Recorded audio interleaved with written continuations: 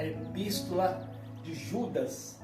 Judas há apenas um capítulo na Bíblia, mas eu amo a epístola de Judas porque Judas é uma das cartas, é uma das epístolas mais energética, a que mais vai batalhar, a que mais vai fazer uma apologia em defesa da salvação comum.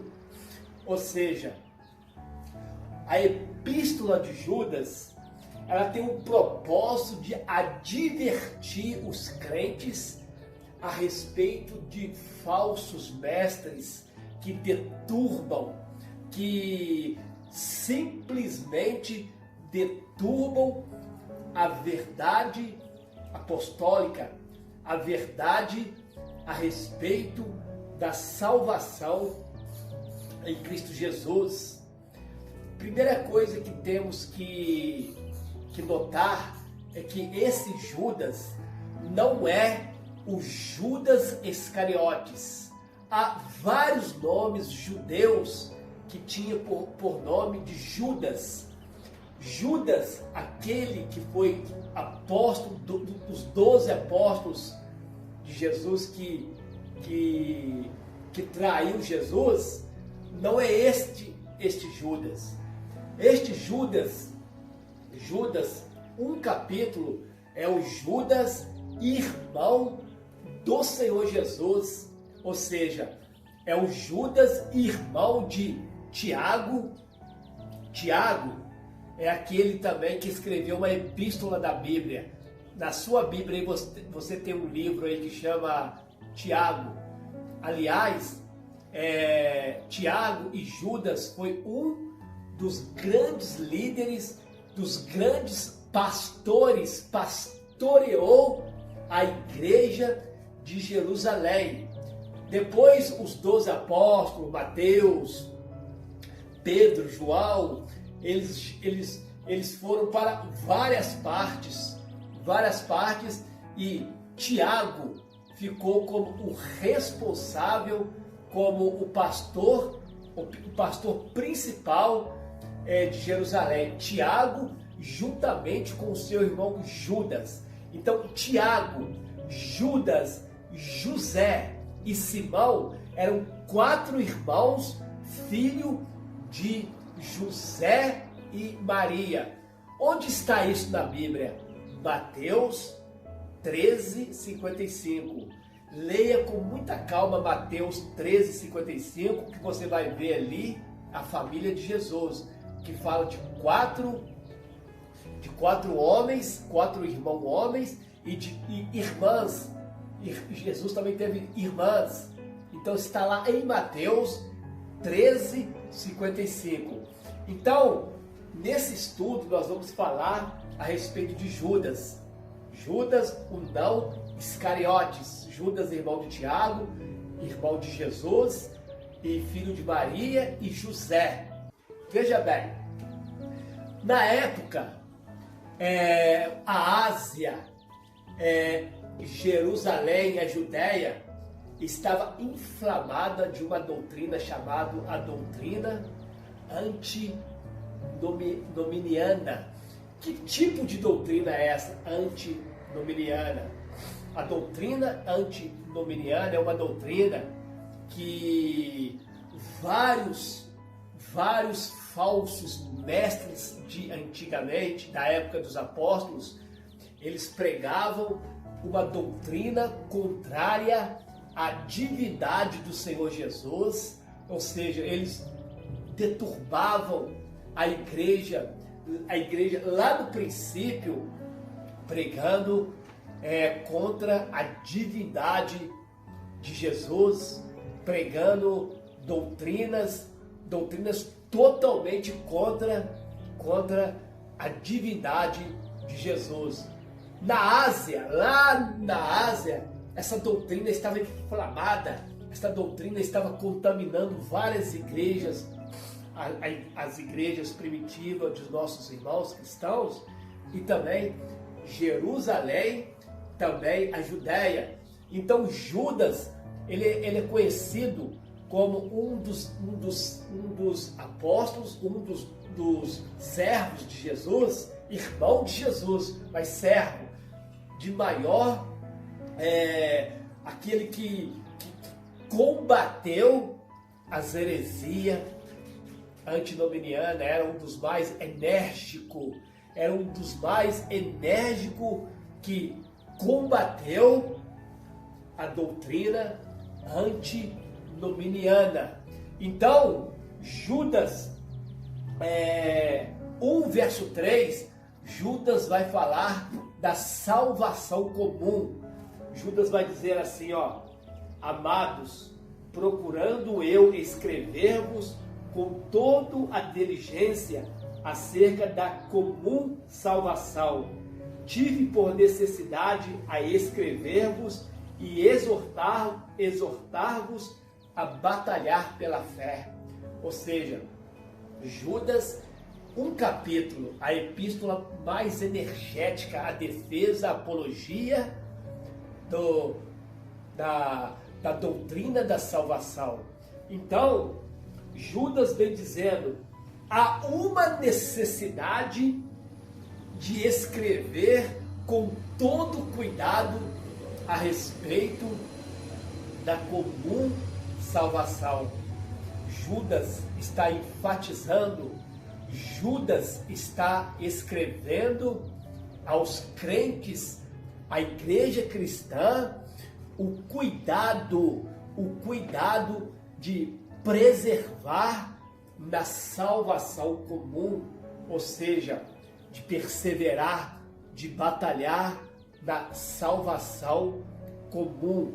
Quando ele usa a expressão salvação comum, não quer dizer que a salvação ela pode ser de qualquer maneira.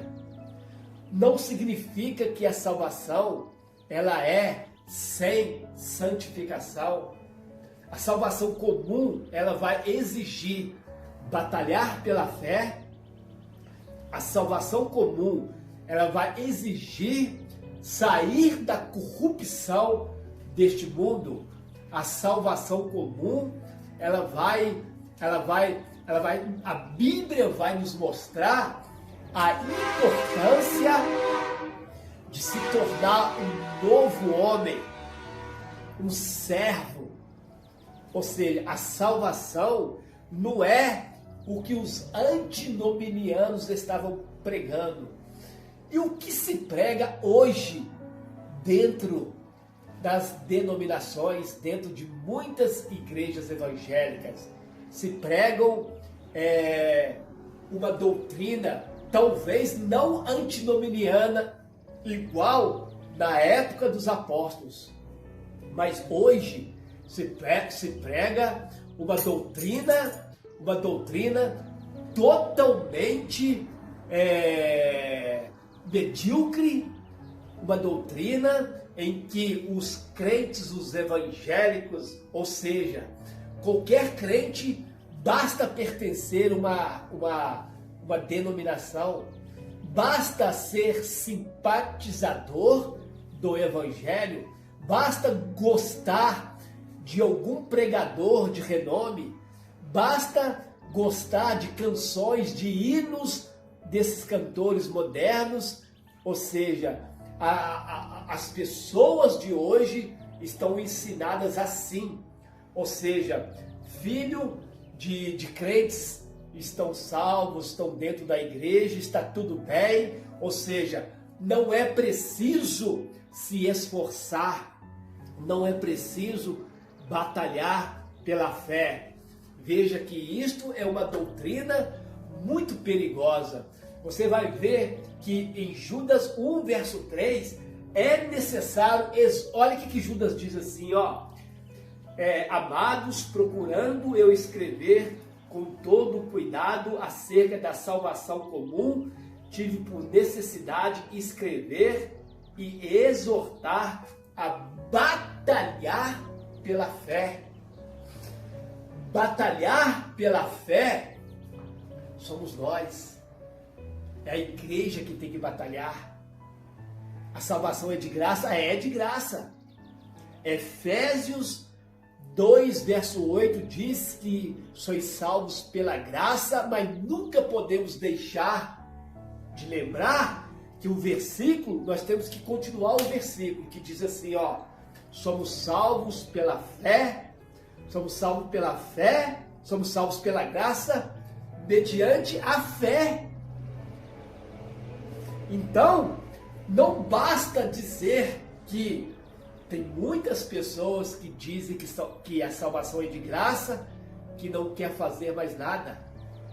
Ou seja, não há esforço, não há prontidão de espírito, não há mudança de caráter, não há mudança de vida, não há mudança de línguas, não há mudança no coração. Ou seja, as pessoas somente se acomodam em ir para uma igreja evangélica e assentar na cadeira e até mesmo nos cultos de domingo ou participar de uma santa ceia, de um pedaço de pão, de um pequeno cálice de suco da uva, e no conceito da salvação medíocre, no conceito da salvação que se prega por hoje, é diferente de que Judas diz aqui no capítulo 1, verso 3, que diz que Judas diz assim, ó, a exortar. O que é exortar? Animar, fortalecer. Exortar é animar, e Judas diz assim, ó, a batalhar pela fé. Batalhar pela fé, temos que ser nós, temos que ser a igreja, os crentes. A igreja primitiva batalhava pela fé como? Enfrentando a fúria de Roma e enfrentando o Coliseu de Roma, enfrentando a perseguição, enfrentando os antidominianos, enfrentando a fogueira em que queimavam cristãos genuínos e verdadeiros. Batalhar pela fé é verdadeiramente, às vezes, até chorar. Batalhar pela fé é, às vezes, passar até por necessidade. Batalhar pela fé é nem olhar para a direita e nem olhar para a esquerda. Esta é a verdadeira fé, esta é a verdadeira doutrina. É o que Judas está dizendo no capítulo 1, no verso 3. Que a salvação comum, ela deve ser, nós devemos ter muita vontade de obter ela, de lutar e batalhar pela salvação. Não é simplesmente assentar numa cadeira de um templo religioso, ouvir uma mensagem e voltar para casa vazio o espírito, o coração vazio, a mente vazia. A salvação, às vezes, vai nos mostrar que devemos até de chorar, até mesmo enfrentar a fúria de Roma, enfrentar as falsas doutrinas que é pregada hoje, doutrina de paganismo, doutrina que confronta o verdadeiro evangelho. Essas doutrinas que se pregam dentro das igrejas, facilitando o acesso à salvação.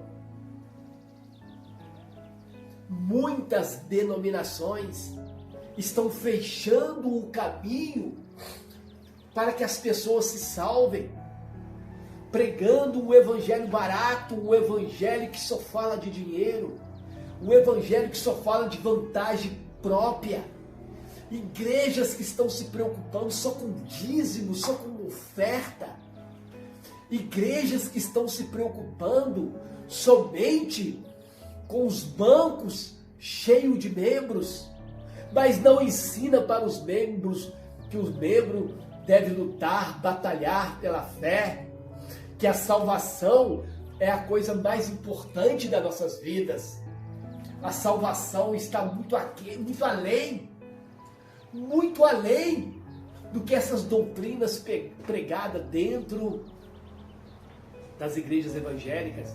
E infelizmente o povo está entrando vazio e saindo vazio, porque não tem palavra, não tem oração, não tem doutrina, não tem seriedade, tudo é o egocentrismo, tudo é somente vaidades, preocupação em igrejas lotadas de pessoas vazias, de pessoas que não estão libertas, que voltam para casa com depressão, que voltam para casa oprimidas. Não é este o evangelho dos apóstolos, não é este o evangelho do Senhor Jesus, não é este o verdadeiro evangelho. Deixa aqui a minha palavra, eu sou o pastor Antônio, assiste meu vídeo aí, se inscreva, dá um like aí e muito obrigado, fique com Deus e que a paz esteja convosco.